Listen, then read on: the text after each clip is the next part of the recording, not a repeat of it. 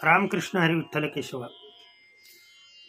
मुतखड्यासाठी मी अनेक उपचार सांगितलेत वेगवेगळ्या चॅनलवरती, ते पहा किंवा हा मुतखड्यावरचा मी व्हिडिओ सांगतोय. तुम्हाला जो आवडेल तो उपाय करा. सर्वच उपाय उत्कृष्ट आहेत. प्रत्येक उपायाने तुम्हाला फरक पडेल. फक्त मी माझ्याजवळ असलेलं ज्ञान तुम्हाला देण्याचा माझा हा प्रयत्न असेल. तर कोणता उपाय करायचा ते मी सांगतो. रानात जे शेतकरी आहेत त्यांच्यासाठी हा सहजासहजी करता येणारा उपाय आहे. मक्याचं कणीस माहित आहे तुम्हाला. मक्याचं कणीस हे मध्ये येतं आणि ते कवळं कणीस आलं की त्या कवळ्या कणसाला त्याच्या पुढच्या टोकामधून केस अशी बाहेर येतात. लक्षात ठेवा या गोष्टी. मग हे पूर्ण कणीस, त्या कणसातील केस हे आपणाला आवश्यक आहेत. उपचार किती दिवस करायचा आहे? साधारण 5 ते 6 दिवस उपचार केला की तुमचा कसलाही मुतखडा असू द्या तो विरघळून व्यवस्थितरित्या बाहेर पडतो. अनेकाने प्रयोग केलेले आहेत. आपण ही ज्यांचा विश्वास आहे त्यांनी हा प्रयोग करावा. प्रयोग कसा करायचा आहे पहा. असं नुकतंच कवळं असावं, मक्याचे दाणे भरलेलं कणीस अजिबात नको आहे आपल्याला. त्याच्या अगोदरची अवस्था की ज्या वेळेला म्हणजे आता त्यामध्ये त्या कार्पेल्स असतात, जी केस आहेत ना जी बाहेर पडतात त्याला कार्पेल्स म्हणतात. महत्वाचा उपयोग आहे त्याचा. त्या केसाची आणि कवळ्या कणसाच्या त्या शेंड्याची जो बुरकुंड असतो ना त्याची आपल्याला फार आवश्यकता आहे.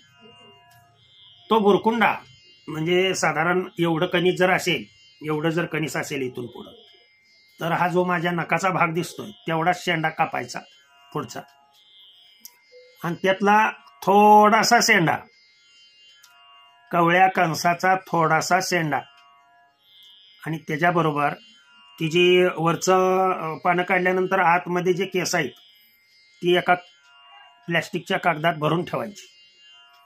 लक्षात ठेवा. ते सगळी केस अशी व्यवस्थित काढायची आणि त्याच्यामधली एक 10 केस घ्यायची फक्त. लक्षात ठेवा या गोष्टी. ती 10 केस आणि हा थोडासा तुकडा चावून खायचा व्यवस्थितरित्या. पूर्णपणे चर्वण करून करून करून पूर्णपणे त्याच्यापासून निघणारा अर्क. फार तर याच्यामध्ये थोडीशी तुम्ही खडी साखर बी वापरू शकता. आणि वरून मात्र चांगलं एक ग्लासभर कोमट पाणी वरून प्यायचं. हा प्रयोग जो आहे तो सकाळी सकाळी करायचा आहे. याच्यामध्ये थोडं किंचित आलं घातलं तरी सुद्धा चालतंय, नाही घातलं तरीही चालतंय. मुतखड्यासाठी अतिशय मी हा साधा सोपा प्रयोग सांगितला छोट्याशा व्हिडिओमध्ये. अनेक याच्यामध्ये अनेक प्रयोग आहेत माझ्याकडे. जर हे करायचं नसेल तर थोडीशी अर्धा सुद्धा नको आहे, चतकुर चमचा हळद घ्या, त्याच्यामध्ये एवढा एवढा गुळ घाला, ते हळद आणि गुळ मिक्सअप करा आणि तो खावा सायंकाळी झोपताना.